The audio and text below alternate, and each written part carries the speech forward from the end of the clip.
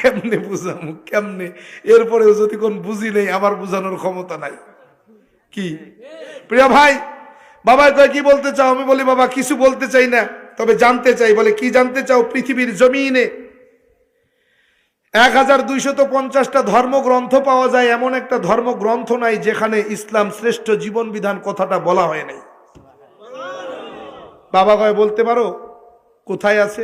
আমি বললাম বাবা আপনাকে এতগুলো ধর্মের রেফারেন্স তো দিতে পারবো না, তবে আমি বলি আপনি শোনেন। আপনি তাওরাত খোলেন। তাওরাত কি খুলবে? তাওরাতের মধ্যে তাকায় দেখেন, তাওরাতের মধ্যে আছে ইসলাম, ইসলামী শ্রেষ্ঠ জীবন বিধান। আপনি জবুর খুলেন, জবুর, জবুর বলছে ইসলামী শ্রেষ্ঠ জীবন বিধান। আপনি বাইবেল খোলেন, বাইবেল বলছে ইসলাম ইজ দ্য বেস্ট, ইসলামী শ্রেষ্ঠ জীবন বিধান। আপনি মুসলমানদের কোরআন খোলেন, কোরআন ইন্নাদ দীনা ইনদাল্লাহিল ইসলাম, নিশ্চয়ই আমি আল্লাহ তাআলার পছন্দ করা জীবন বিধানের নাম ইসলাম। বাবা বলে আমাদের ধর্মগ্রন্থ বেদ কিছু বলে নাই। বলে নিশ্চয়ই। বলে কি বলছে বেদ?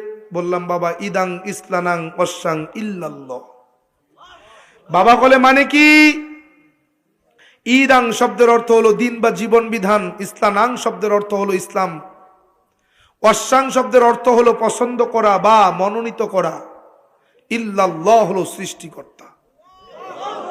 এক কথায় সৃষ্টিকর্তার পছন্দ করা জীবন বিধানের নাম ইসলাম। বাবা বলে কি বলো, তোমার কি আর কোনো কিছু বলার আছে? আমি বললাম বাবা বলার তো অনেক কিছু আছে, আপনি শুনতে পারবেন তো?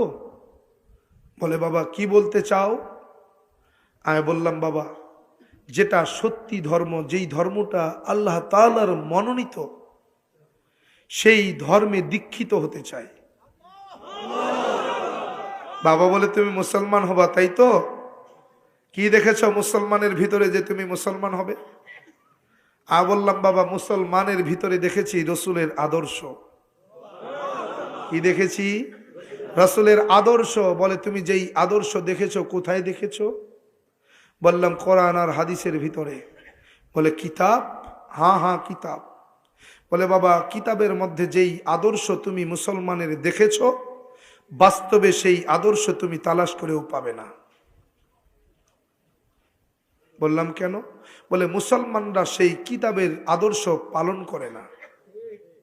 কথা বলে বাবার এই কথাটাকে ও সময় গুরুত্ব দেই নাই, কিন্তু এখন দেখি হ্যাঁ সত্যিই তাই।